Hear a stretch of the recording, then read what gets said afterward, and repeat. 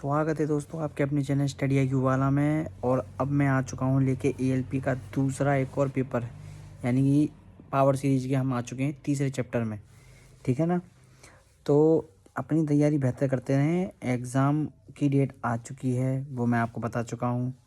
तो मैं भी लगा हुआ हूँ आपके लिए, तो मैं उम्मीद करता हूँ कि आप भी अच्छे नंबर लेके आएँ। ठीक है ना। तो समय नहीं गवाएंगे, हम शुरू करेंगे। ठीक है।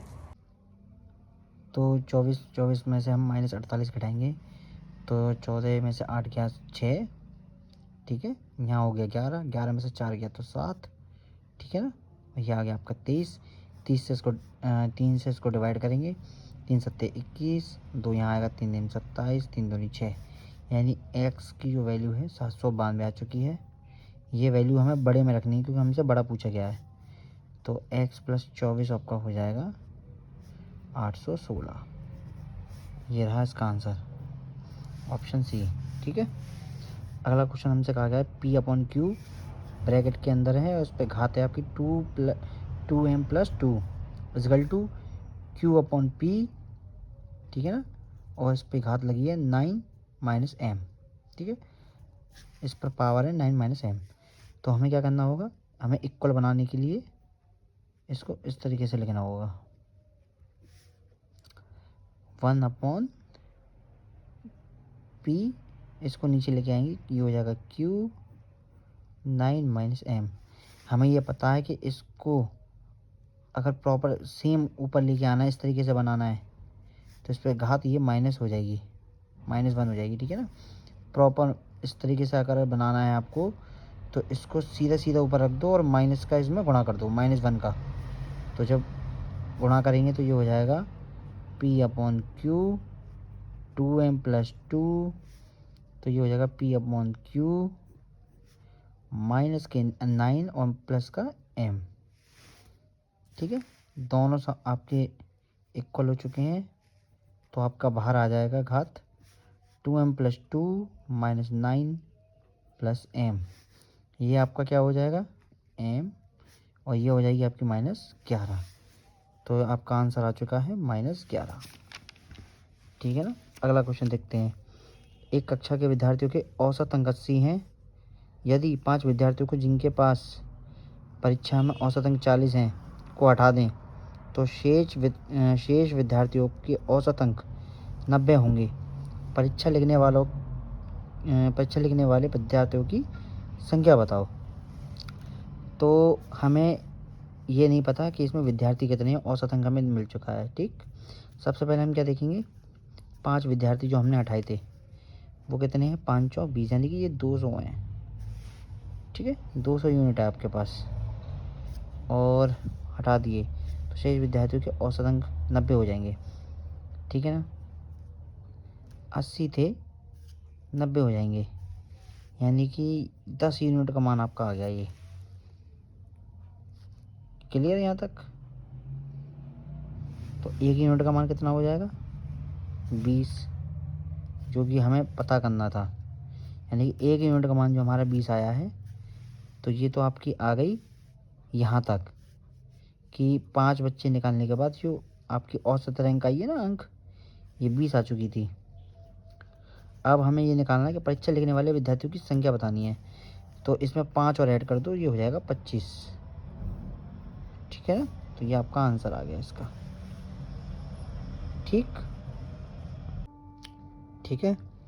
अगर और आसान भाषा में इसको समझना हो तो ऐसे हम समझ सकते हैं कि 80x जो कि कक्षा के विद्यार्थियों की औसत संख्या है। ठीक। 5 को इसमें से हमने लेस करा तो हमारे पास औसत अंक आ गए 90 बचे हुए बच्चों के। तो बचे हुए बच्चे हमारे पास कितने हैं, ये अगर इसमें हम ये जोड़ देंगे तब ये प्रॉपर हमारे पास इतने आ जाएंगे, यानी कि 5 × 40 यानी कि 200। तो इसको यहाँ लाएंगे, इसको इधर ले जाएंगे, इसमें माइनस होगा, तो ये हो जाएगा आपका 10x = 200, यानी कि x का मान आएगा 10, जो कि मैंने यहाँ निकाला था। कहाँ गया, 20, जो कि मैंने यहाँ निकाला था, 1 यूनिट का मान निकाला था। तो इतना लंबा करने से अच्छा है डायरेक्ट शॉर्ट में कर दो। हमारे पास सामने दिया गया था पहले से ही कि औसत अंक 80 है, एक कक्षा के विद्यार्थियों का 5 बच्चे निकाल दिए, ठीक है, जिनका औसत अंक ये था। तो जब इन दोनों का मल्टीप्लाई करेंगे तो ये हो जाएगा 200। तो जब हमने 5 निकाले हैं, ठीक है, तो औसत अंक हो गया 90। तो 80 में 90 में से 80 जाएंगे तो 10। तो जो 10 यूनिट होगी उसका मान कितना हो जाएगा 200। इतनी बच्चे तो निकाले, तो 1 यूनिट का मान हो गया 20।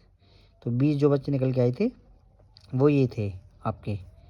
बाकी परीक्षा लिखने वाले विद्यार्थियों की संख्या कितनी हो जाएगी, अगर सारे बच्चे बैठे जाएं तो 5 और ऐड कर दो, इसमें तो 25 हो जाएगा, ठीक है ना। अगला देखते हैं 84, 105 और 140 का एलसीएम, ठीक है। 4 दूनी 8, 4 एकम 4, यानी कि हम इसको लिख सकते हैं 2 पे घात 2, 7 गुणा 3, ठीक है। इसको लिख सकते हैं हम 5, 5 दूनी 10, 5 एकम 5, यानी 5, 7, 3, ठीक है ना भाई। 7 × 21 पंजे 105। ऐसे यहाँ करेंगे हम 7 दूनी 14, 7 इंटू 2 इंटू 5 इंटू 2, यानी 2 पे घात 2। इसको हटा दो। तो अब देख लो एलसीएम कितना आ रहा है टोटल। तो इन तीनों का एलसीएम आ रहा है 2 पे घात 2 गुणा 7 गुणा 3 गुणा 5। यही तो है हमारे पास। 5 दिया 15, 15 चौक 60, 60 और 7 का गुणा करेंगे तो ये हो जाएगा 420, ठीक है ना। तो इसका आंसर होगा ये। अगला क्वेश्चन देखते हैं। अगला क्वेश्चन आपसे क्या कह रहा है, 2z माइनस 5y का whole square plus 5z plus 2y का whole square minus 25z square.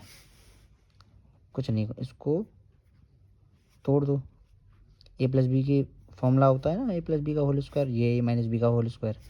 तो ए माइनस बी का होल स्क्वायर होता है A square plus B square minus 2ab, यानी कि 2 पंजे 10 और 10 दूनी 20, 20z/। यही काम हमें इधर करना है।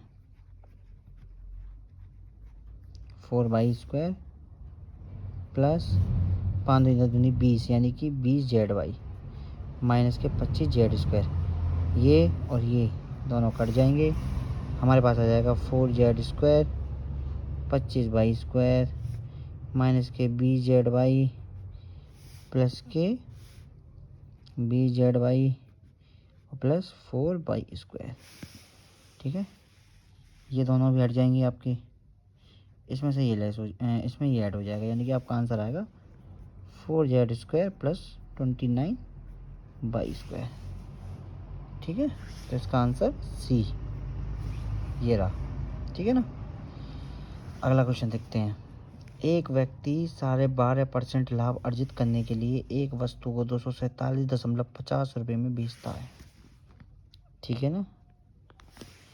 तो वस्तु का मूल्य कितना होगा, यानी कि हमसे सी भी पूछ रहा है और एस पी हमें दे दिया है। तो कुछ नहीं करना, एस पी से हमें कितना निकालना है, 112.5%। भाई यही तो लाभ हुआ है। लाभ को हटा दो, सी पी आ जाएगी। 00 हटा दोगे, यहाँ 100 आ जाएगा। 1 दशमलव यहाँ हटाओगे, यहाँ ये आ जाएगा। 100 से 100 कैंसिल हो जाएंगे, ठीक है ना। अब काट दो और क्या, 25 से काट दो, 25 चौका 100, 25 पंजी 125, ठीक है। और सीधे साधे एक काम करते हैं, इसको ऐसा कर देते हैं 42475 एंड 200, क्योंकि 10 ये रहा, 1 0 ये रहा, और नीचे हमारे पास ये था ही, ठीक है। इसको हमने काटा 45, ये हो गया 4, ठीक है। 9 से काटते हैं या 5 से काटते हैं, 5 नीम 45, 5 चौक 20, ठीक है। 5 नीम 45 और 2 यहाँ आ जाएगा 55 25, ठीक है। अब 9 पंजे 45, 9 पंजे 45 इंटू 4, यानी 4 पंजे 20, 4 पंजे 20 और 2 22, 220 आएगा इसका आंसर। ठीक है ना। ये इसकी कॉस्ट प्राइस आ गई 220 रुपये। अगला क्वेश्चन देखते हैं। 30 और 50 की सभी अभाज्य संख्याओं का औसत कितना है। तो 30 के बाद एक तो है हमारा 31 अभाज्य, ठीक है। 32 नहीं है, 33 भी नहीं है, 34, 35, 36, 37, 38 ना, 39 ना, 40, 41, 42 भी नहीं, 43 भी नहीं, 44, 45, 46, 47, ठीक है। कोई ना कोई छूट रहा है इसमें। 43 भी होता है मेरे भाई। 43 कहाँ कटता है किसी से। अभाज्य संख्या वो होती है जो किसी सम संख्या से कट जाए या अदर नंबर से कट जाए, समझ गए ना। चाहे वो 3 से कटे या 4 से कटे या 5 से कटे, किसी से भी कटे। अभाज्य संख्या खुद की संख्या से कटनी चाहिए, किसी दूसरी संख्या से नहीं कटनी चाहिए। वो अभाज्य संख्या कहलाती है। सिर्फ वो खुद से ही कट सकती है, दूसरे से नहीं, ठीक है ना। एक को छोड़ के, बस एक से वो सबसे कट सकती है। एक ऐसी संख्या है जो सबको काट सकता है, वो नेचुरल नंबर होता है, ठीक है। तो इन सब का टोटल करते हैं।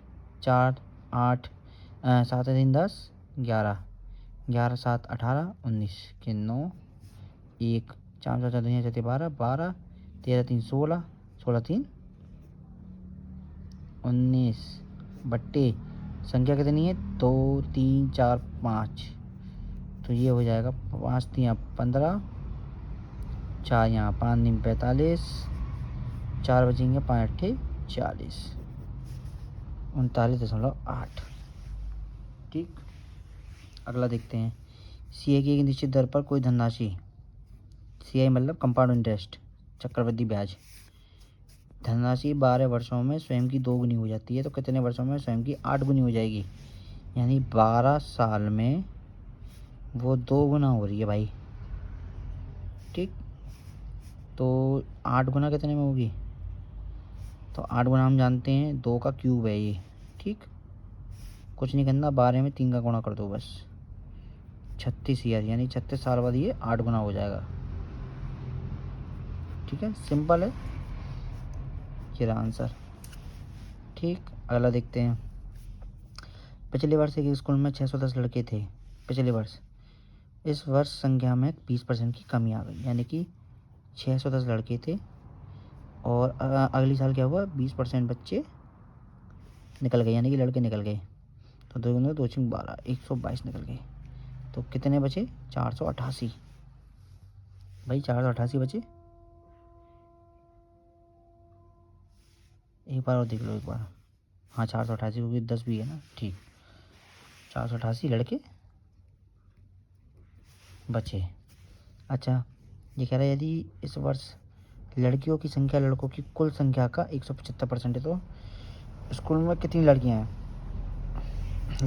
लड़कियों की संख्या, गर्ल्स की संख्या लड़कों की कुल संख्या का 175% है ये। तो यानी कि 175% यहाँ आएगा। ठीक है, तो ये हो जाएगा बॉयज़ कितना हो जाएगा, 25 नहीं, 25 छक्के 150, 25 सत्ते 175, 100। ठीक है, लड़के 4 हो गए, लड़कियाँ हो गई 7। ठीक है, 4 की वैल्यू कितनी है मेरे भाई, 488, यानी 1 की वैल्यू आ गई 122। जब 1 की वैल्यू 122 है तो लड़कियाँ कितनी हो जाएंगी, 7 का गुणा कर दो भाई, लड़कियाँ 7 ही तो हैं। 7 दूनी 14, 7 दूनी 14, 1 15 और 7 1 7 और 1 8, 854 होनी चाहिए भाई। लो भैया 754 आ गया। अगला देखते हैं। भाई समझ में तो आ गया होगा ना, इसमें कोई दिक्कत तो है नहीं भाई। 10% निकाला इसमें हमने, 610 का, सॉरी 610 का 20% निकाला, 20% होता है 122, 122 को 610 में लेस करा 488। ठीक है, बाकी क्वेश्चन में अगली लाइन में ये कहा गया है कि 175% हैं लड़कियां लड़कों की कुल संख्या से। तो लड़कों में 175 हम निकालेंगे परसेंटेज में, तब लड़कियां निकल के आएंगी। तो इसका एक अनुपात निकाल दिया हमने 7/4, बॉयज़ को इधर ले आए नीचे। ठीक, तो लड़कियां हो गई 7, लड़के हो गए 4, 4 का मान हमें दे दिया था 488, डिवाइड करा 122, 122 एक यूनिट है तो 7 यूनिट का मान कितना हो जाएगा 854। आ गया आंसर। क्लियर। अगला क्वेश्चन आपसे कह रहा है कि 25 व्यक्ति प्रतिदिन 15 घंटे काम करके 5 यूनिट काम को 8 दिनों में पूरा कर सकते हैं, तो 12 व्यक्तियों को प्रतिदिन 20 घंटे काम करके 10 यूनिट काम को पूरा करने में कितना समय लगता है। इसका एक फॉर्मूला होता है, ठीक है ना,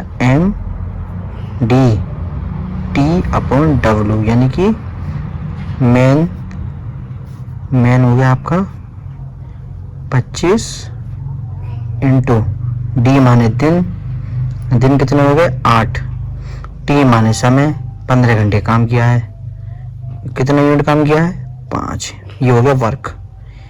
इसका अगला क्या कह रहा है, व्यक्ति कितने हैं 12, कितने घंटे काम किया है 20, कितने दिन काम किया है पता नहीं, और कितने यूनिट काम किया है 10, 0 से 0 कैंसिल, 25, तो ये हो जाएगा 5 इंटू 8 इंटू 15 12 इंटू 2 बराबर वो इंटू एक्स। ठीक है, देखो इसको हम और कर सकते हैं 5 इंटू 8 इंटू 3 इंटू 5 बराबर 4 इंटू 3 इंटू 2। देखो 4 दूनी 8, 4 दूनी 8, 3 से 3 गया यानी कि x बराबर 25 दिन लगेंगे इनको। ठीक है ना, तो इसका आंसर हो गया 25 दिन। अगला क्वेश्चन देखते हैं, 18:24 समानुपात 24:22 है तो 22 का मान बताओ। पहले का चौथा, दूसरे का तीसरा, यानी 18/24 इंटू 24, तो 6 3 18, 6 चौक 24, 3 8 24, यानी कि 22 का मान हो जाएगा 8 चौक 32। ठीक है, 22 का मान आ गया। अच्छा, एक क्वेश्चन कह रहा है कि 2018 में 60, 2019 में 40, 2020 में 100, 2021 में 60 और 2022 में 80। ठीक है, ये चावल उत्पादन हुए हैं इन सालों में। तो ये कहता है कि वर्ष 2020, 2021 और 2022 में मिलाकर चावल का कुल उत्पादन लाख टन में कितना है, मतलब कितना उत्पादन हुआ है इन 3 सालों में। तो इन 3 सालों का टोटल कर लो, 100, 160, 160 और 80 240, यानी कि 240 का आंसर आएगा। ठीक है, सिंपल। अगला देखते हैं, एक आयत की भुजाएं 8 और 10 के अनुपात में है, इसका परिमाप 90 सेंटीमीटर है, तो इस आयत का क्षेत्रफल ज्ञात करो। तो भाई आयत की भुजाएं यानी कि लंबाई 8x हो गई, चौड़ाई हो गई इसकी 10x, और परिमाप दिया तो परिमाप होता है 2l प्लस बी। आयत का परिमाप होता है 2l प्लस बी बराबर 90 है, यानी कि 8 और 10 18x, 90। ठीक है, ये हो गया 18 पंजे 90,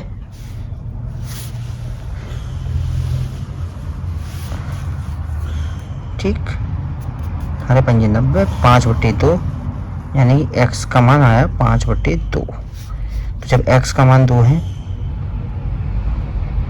तो l बराबर कितना हो जाएगा 8 गुणा 5/2, यानी कि 2 चौक 8, 4 पंजे 20। l का मान 20 है तो b का मान कितना होगा 10 गुणा 5/2, यानी कि 2 पंजे 10 25। भाई 2 से 10 को काटेंगे तो 5 बढ़ जाएगा 25। ठीक है, एल और बी दोनों का मान आ चुका है, हमें क्या निकालना है क्षेत्रफल। तो आयत का क्षेत्रफल होता है मेरे भाई लंबाई गुणा चौड़ाई, यानी कि 20 गुणा 25, यानी कि 500। ये रहा इसका आंसर है। ठीक है, ये था परिमाप आयत का। ठीक है, अगला देखते हैं, किसी वस्तु पर कर में 20% की कमी आ जाती है, 20% की कमी आ गई भाई, और उसकी खपत में 15% की वृद्धि भी हो गई। ठीक है, तो राजेश पर क्या प्रभाव पड़ेगा? प्लस माइनस के 20 इंटू 15/100, तो इसमें से एक है माइनस के 5 प्लस 15 दूनी 30 माइनस के 300/100 यानी कि माइनस के 8, यानी कि कमी आएगी। माइनस का चिन्ह बताता है कि वो कमी आ रही है, यानी कि 8% की कमी हो रही है। ठीक है, अगला देखते हैं। अगला क्वेश्चन आपसे क्या कह रहा है? स्थिर जल में 3 किलोमीटर प्रति घंटे की चाल से नाव चला रहे एक नाविक को धारा को प्रतिकूल 50 किलोमीटर जाने में धारा के अनुकूल 50 किलोमीटर जाने की तुलना में 2 गुना समय लगता है। धारा के अनुकूल नाविक की चाल बताओ। ठीक है ना, तो सबसे पहले हम ये देखेंगे कि शांत जल, स्थिर जल यानी कि शांत जल है। शांत जल में चाल कितनी है? शांत जल में जो नाव की चाल है,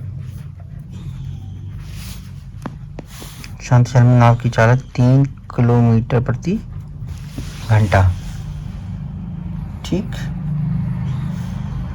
क्वेश्चन बोल रहा है स्थिर जल में 3 किलोमीटर की चाल से नाव चला रहे एक नाविक को धारा के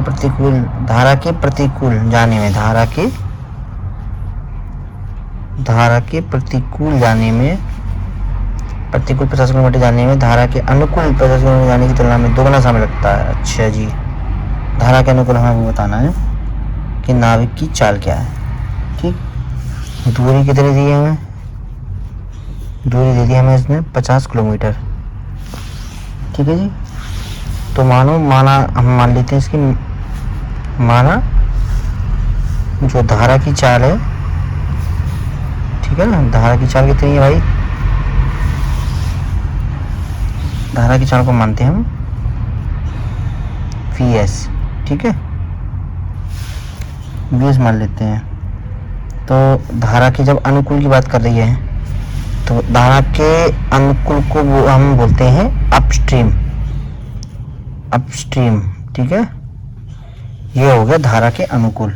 तो धारा के अनुकूल, अब एक चीज हमें और ध्यान रखनी होगी, अपस्ट्रीम यानी कि अनुकूल में वो होता है पॉजिटिव अपस्ट्रीम।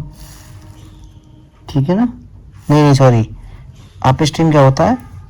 वो घटता है, जस्ट अपोजिट होता है। डाउन माने बढ़ना, इसमें उल्टा है। डाउन माने बढ़ना होता है और अपस्ट्रीम माने घटना होता है। तो अपस्ट्रीम तो हो जाएगा इसका VB माइनस VS, यानी कि इसको हम लिख सकते हैं 3 माइनस VS। क्यों? क्योंकि जो नाव की चाल है VB वो है 3 और जो धारा की चाल है वो हमें पता नहीं है, तो नाव की चाल से हमें धारा की चाल घटानी है। ठीक है, और अगर डाउन की बात करें, डाउन स्ट्रीम की, तो डाउन स्ट्रीम कितनी हो जाएगी? VB plus VS। Down stream में जुड़ता है, अप स्ट्रीम में घटता है। ठीक है, तो ये 3 प्लस VS हो जाएगा। यहाँ तक क्लियर? अब क्वेश्चन के अनुसार वो क्या कह रहा है कि धारा के प्रतिकूल 50 किलोमीटर जाने में धारा के अनुकूल 50 किलोमीटर जाने की तुलना में 2 गुना समय लगता है। ठीक है ना, तो जो समय लग रहा है टाइम अपस्ट्रीम का दुगना होगा किसका? डाउनस्ट्रीम का। ठीक है ना, क्योंकि धारा के प्रतिकूल, ठीक है, 50 किलोमीटर जाने में धारा के अनुकूल जाने की तुलना में, इसके जाने की तुलना में, ठीक है ना, दोगुना समय लगता है इसको। तो बराबर करने के लिए हमें क्या करना होगा? इसमें गुणा करना होगा, तब जाके ये आएगा। ठीक है, समझ गए? यानी कि अप स्ट्रीम को ज़्यादा समय लग रहा था डाउन स्ट्रीम के मुकाबले, इसलिए हमने डाउन स्ट्रीम को ज़्यादा समय लगवा दिया ताकि दोनों बराबर हो जाएं। इसलिए हमने T अप स्ट्रीम रखा बराबर डाउन स्ट्रीम को दोगुना कर दिया, यानी डाउन स्ट्रीम का समय दोगुना कर दिया। कि इसको ज़्यादा समय लग रहा है, तब दोनों बराबर हो गए। ठीक, तो हमने जो अभी अपस्ट्रीम निकाली थी, जो हमने 4 निकाली थी अनुकूल के हिसाब से धारा की, तो वो क्या थी हमारी, वो हो गई हमारी 50/3 माइनस VS। ठीक है, तो गुना इसका ये हो जाएगा 50/3 प्लस VS। ठीक है, जो हमने अभी भी 4 निकाली थी ये दोनों। ठीक है, तो ये अपस्ट्रीम का समय था, तो हमने क्या करा, डिस्टेंस बटे 4 बराबर दूरी बटे समय होता है, तो समय को वहाँ रख दिया, 4 को नीचे रख दिया। ठीक है, तो दूरी तो ये है ही हमारे पास, दूरी बट्टे समय की जगह हमने 4 लगा दी, बस ये भी इसकी 4 आ गई। अब कुछ नहीं करना, 50 से 50 कैंसिल हो जाएगा, इसको यहाँ भेज दो, इसको यहाँ भेज दो, तो ये होगा 3 प्लस VS, 2 3 6 माइनस के 2 VS, यानी कि ये हो जाएगा आपका VS का मान आ जाएगा 1। क्यों? क्योंकि ये हो जाएगा 3 VS, 6 से 3 जाएगा, 3 बचेगा, 3 से 3 कैंसिल हो जाएगा, तो VS का मान आ जाएगा 1, यानी कि जो धारा की चाल है वो है 1। अब हमसे क्या पूछ रहा है, वो धारा के अनुकूल नाविक की चाल। तो जो नाविक की चाल कितनी है, जब धारा की चाल 1 है तो नाविक की चाल कितनी होगी मेरे भाई, नाविक की चाल हमें कितनी बता रहा है, इतना निकालने के बाद 3 प्लस VS, यानी कि ये हो जाएगा 3 प्लस 1 यानी कि 4 किलोमीटर प्रति घंटा। यहाँ तक क्लियर? ये इसका आंसर होगा। ठीक है ना, आप समझ गए होंगे। दोबारा बता देता हूँ, स्थिर जल में 3 किलोमीटर की चाल से चल रहा था प्रति घंटे के हिसाब से, तो शांत जल में नाव की चाल हो गई 3 किलोमीटर प्रति घंटा, दूरी थी 50 किलोमीटर, धारा की चाल हमें दी नहीं गई थी, तो धारा की चाल हमको निकालनी थी। तो हमने क्या किया, अपस्ट्रीम में घटता है, डाउन स्ट्रीम में बढ़ता है। डाउन माने गिरना होता है, इसका जस्ट अपोजिट करना है, डाउन का हम बढ़ाएंगे और अप माने बढ़ाना होता है, उसको हम घटाएंगे। तो हमने क्या किया, धारा की चाल हमें घटानी थी, किसमें से, नाव की चाल से। नाव की चाल में से धारा की चाल घटाएंगे तो अपस्ट्रीम आ जाएगा, और जोड़ेंगे तो डाउन स्ट्रीम आ जाएगा। ठीक है, तो 3 को हमने इसमें से घटाया धारा की चाल से, और 3 में इसको जोड़ा। ठीक, अगली लाइन में जो उसने बोला था कि धारा के प्रतिकूल 50 किलोमीटर जाने में और धारा के अनुकूल 50 किलोमीटर जाने की तुलना में दोगुना समय लगता है। ठीक है ना, प्रतिकूल, अगर हम प्रतिकूल जा रहे थे, ठीक है ना, यानी कि हम अपस्ट्रीम जा रहे थे तो ज़्यादा समय लग रहा था, अनुकूल जा रहे थे तो कम समय लग रहा था, तो हमने क्या करा, अनुकूल को ज़्यादा समय लगवा दिया उसको बराबर करने के लिए। ठीक है, तो अपस्ट्रीम का जो हमने समय निकाला था वो हमने यहाँ लगा दिया। ठीक है, डिस्टेंस हमारे पास थी दोनों की, डिस्टेंस यहाँ लगा दी। ठीक है, समय हमें पता नहीं था, तो हमने क्या किया, बट्टा करके इसमें जो चाल थी हमारी, जो हमने 4 निकाली थी, उसका हमने इसमें भाग दे दिया 50 में, यानी कि दूरी में, दूरी बटे चाल। ठीक है, ये डाउन स्ट्रीम की चाल, ये अप स्ट्रीम की चाल, कुछ नहीं, 50 से 50 काट दिया, इसको वहाँ ले गए, इसको यहाँ ले आए, 2 का गुणा इसके अंदर कर दिया, 2 3 6 माइनस 2 VS, इसको यहाँ कर दिया 3 VS, 6 में से 3 गया, 3 बचा, 3 से 3 कैंसिल, VS बराबर 1। ठीक है, ठीक है ना, 6 में से 3 गया तो 3, VS बराबर 1। जब धारा की चाल हमारे पास आ गई, यानी इसकी जो चाल थी वो हमारे पास आ गई, तो ठीक है, हमने यहाँ रख दिया इसको, क्योंकि हमसे उसने पूछा था धारा के अनुकूल नाविक की चाल। धारा के प्रतिकूल पूछता तो हम यहाँ मान लगाते, प्रतिकूल होता है अपस्ट्रीम, धारा के अनुकूल पूछा था इसलिए हमने यहाँ लगाया, आ गया 4, सिंपल। ठीक है, अगला देखते हैं, प्रत्येक 250 मीटर लंबी 2 रेलगाड़ियाँ समानांतर पटरियों पर क्रमशः 90 किलोमीटर प्रति घंटा और 60 किलोमीटर की प्रति घंटा की चाल से विपरीत दिशाओं में चल रही हैं।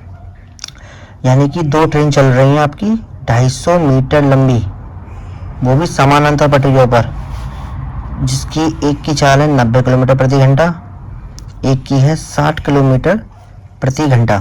ठीक है, और दोनों विपरीत दिशाओं में चल रही हैं। एक दूसरे को सेकंड में कितने सेकंड में ये पार करेंगी। तो जब दो ट्रेन है तो 250 प्लस 250, ठीक है, मीटर बट्टे।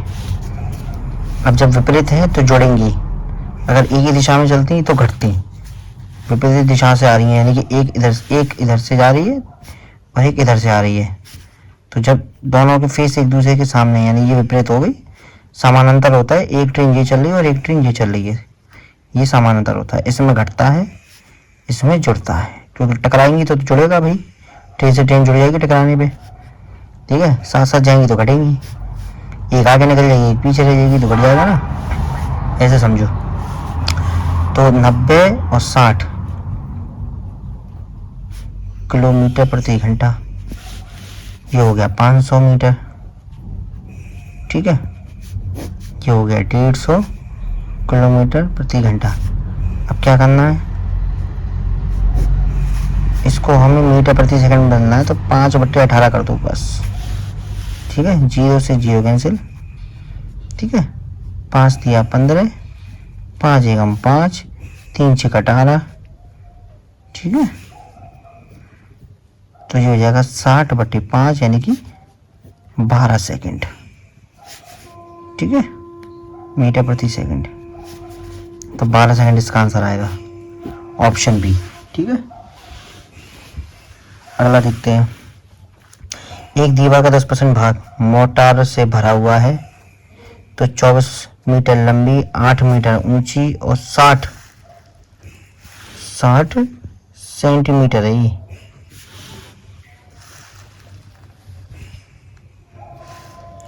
ठीक है, मोटी दीवार बनाने के लिए आवश्यक 24 सेंटीमीटर, 12 सेंटीमीटर और 8 सेंटीमीटर माप वाली ईंटों की संख्या बतानी है।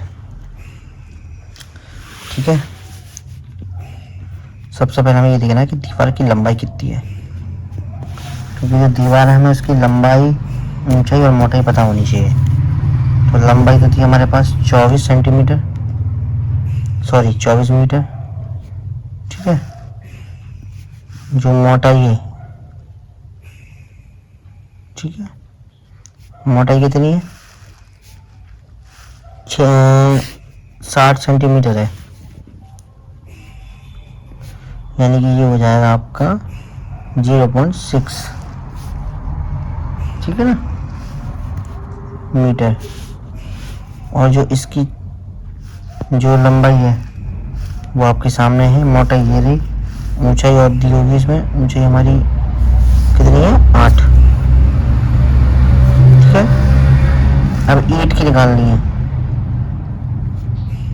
ईंट की लंबाई 24 सेंटीमीटर यानी कि 0.24 मीटर। ठीक है, इसमें हमें चौड़ाई चाहिए इसकी, क्योंकि ईंट चौड़ी होती है ना, 12 सेंटीमीटर, यानी कि ये हो जाएगा 0.12 सेंटीमीटर, 12 मीटर। ठीक है ना, और ऊंचाई जो होगी भाई, इसकी ऊंचाई कितनी हो जाएगी 8 सेंटीमीटर, यानी कि 0.08 मीटर। यहाँ तक कोई दिक्कत नहीं होगी। ठीक है, अब दीवार का आयतन बताना है, दीवार का कुल आयतन, तो ये हो जाएगा लंबाई, ऊंचाई और मोटाई, इनका गुणा। जब इनका गुणा होगा 24 × 8 × 0.6, तो इनका जब हम मल्टीप्लाई करेंगे तो ये हो जाएगा 115.2। ठीक है भाई, 8 चौक 32 के 2 हाथ से लगा 3, 8 दूनी 16, 3 19, 192, 192 का हम इसमें गुणा करेंगे तो 11/52 आएगा और दशमलव यहाँ लग जाएगा। ठीक, अच्छा जी, और जब 10% भाग मोटार से भरा है तो जो दीवार है हमारी वो 90% ईंट से घिरी होगी। भाई 10% भाग तो उससे मोटार से भर गया, 10% भाग जो मोटार से भर गया तो जो हिस्सा घिरा हुआ है ईंटों से वो 90% होगा। तो 90% ईंट से घिरा हुआ जो भाग है वो कितना हो जाएगा, इसका 90% निकाल दो बस। जब इसका 90% निकालेंगे, ठीक है ना, तो जब नीचे आएगा तो जो हो जाएगा 0.9, 0.9 का इसमें गुणा करेंगे 9 दूनी 18, 9 पंजे 45 का 5 हाथ लगा 4, 9 9 4 13 के 3 हाथ लगा 1, 9 9 10, ठीक है। 68 दशमलव आएगा 2 के बाद यहाँ पे, ये हो जाएगा 103.68 मीटर क्यूब, ठीक है ना। अब क्या करना है, ईंट का आयतन निकाल दो भाई। ईंट का आयतन कितना था, लंबाई गुणा चौड़ाई गुणा ऊंचाई, L into V into H, L into V into H कितना हो गया मेरे भाई 0.24, 0.12 और 0.08, ठीक है ना। देखो 12 चौक 48, 12 24 और 4 28, 8 का गुणा कर दो 8 8 64, 8 8 64 और 6 70 की 0 से लगा 7, 8 2 16 7, 23, ठीक है। कितने के बाद 0, 1 2 3 4 5 6, 1 4 5 और ये 6, ठीक है।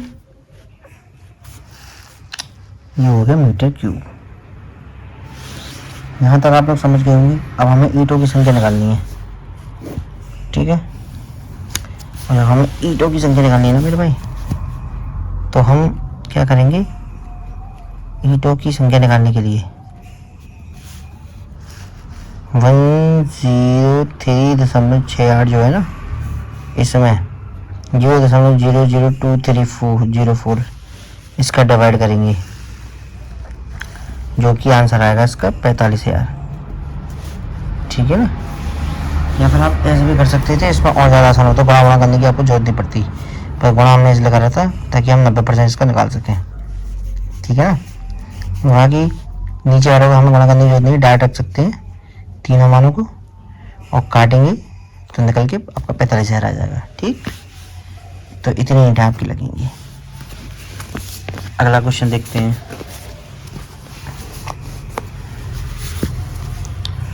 तो अगला क्वेश्चन कह रहा है 4 sin स्क्वायर थीटा बराबर 1 और थीटा न्यू कोण है, तो कॉस का theta plus ten square theta का मान बताओ। तो साइन स्क्वायर थीटा बराबर 1/4, यानी कि साइन थीटा की जो वैल्यू है 1/2 और साइन थीटा की वैल्यू जब 1/2 है तो साइन कितने का मान हो जाएगा, ये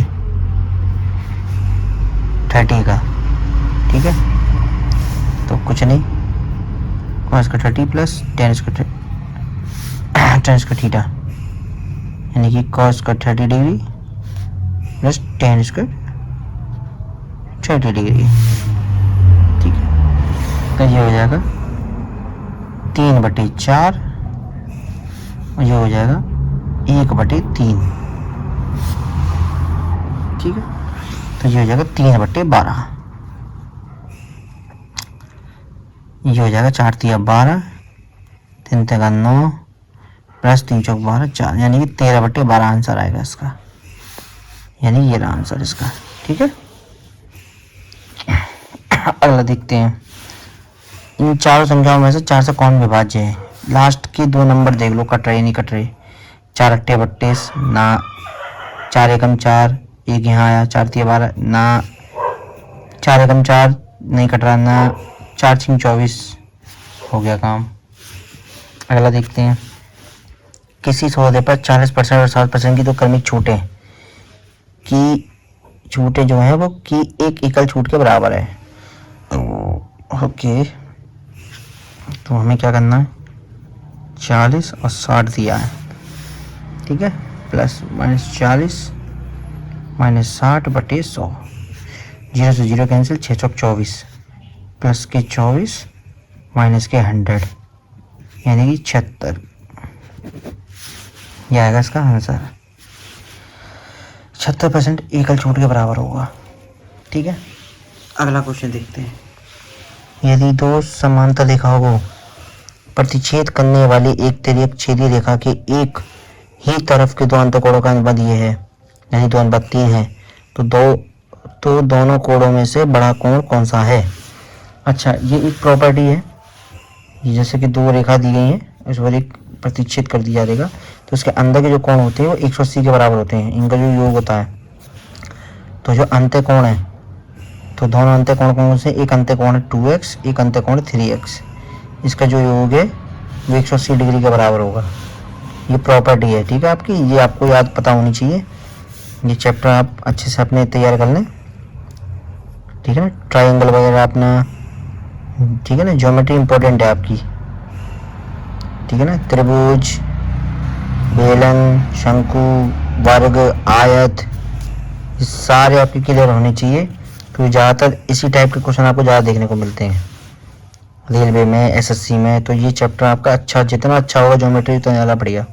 2D 3D मेंसुरेशन, ये सब क्लियर होने चाहिए आपके। त्रिभुज, ठीक है ना, और भी चैप्टर आते हैं इसके अंदर, अच्छे से क्लियर होना बहुत ज़रूरी है।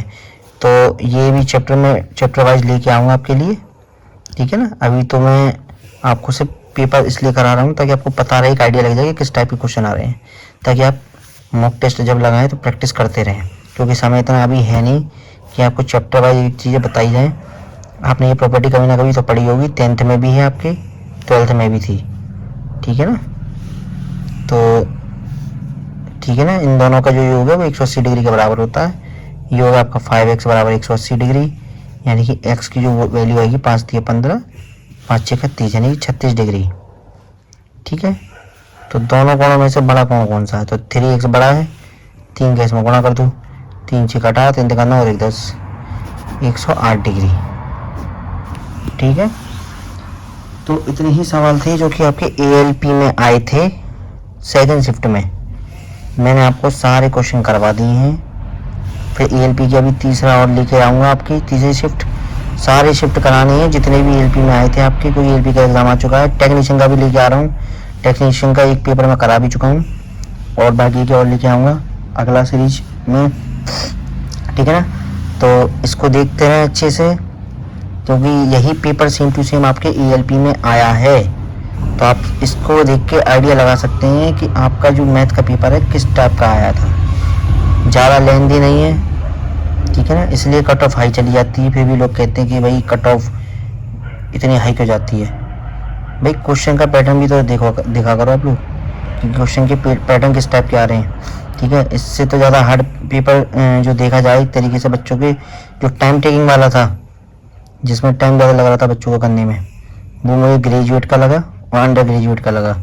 उसमें क्वेश्चन फिर भी थोड़े अच्छे थे, उसमें मतलब टाइम लग रहा था उनको करने में, ठीक है। बाकी टेक्नीशियन में इतना हार्ड नहीं है फिर भी, ठीक है। थे उसमें भी टाइम टेकिंग थोड़ा बहुत, पर ALP का तो बिल्कुल भी हार्ड नहीं है। ALP आप आराम से थोड़ा सा टाइम देंगे तो अच्छे से कर लेंगे आप, ठीक है ना। तो ALP के लिए आप अगर प्रैक्टिस कर रहे हैं ना, तो कुछ नहीं, आप ग्रेजुएशन की जो आपकी टेक्नीशियन वाली है उसका पेपर, ठीक है, और ग्रेजुएट अंडर ग्रेजुएट वाले, इनको अच्छे से कर लोगे ना, तो ये तो आपके लिए मक्खन है, आप तुरंत कर लोगे। उन्हीं में से सेम सब सारे के सारे जितने भी एग्जाम, सब एक दूसरे से क्वेश्चन सेम टू सेम आ रहे हैं, ठीक है। तो आप इससे आइडिया लगा सकते हैं कि किस चैप्टर से कितना क्वेश्चन आ रहा है, तो अच्छे से आप तैयारी कर सकते हैं, ठीक है। तो वीडियो पसंद आई हो तो लाइक करना, सब्सक्राइब करना चैनल को, और शेयर इसको जरूर करना, जिससे और भी बच्चे इनको देख सकें क्वेश्चनों को, और अच्छे से इसका प्रिपरेशन कर सकें, तैयारी कर सकें, और अपने मॉक लगाते रहें, ठीक है ना। बहुत बहुत धन्यवाद।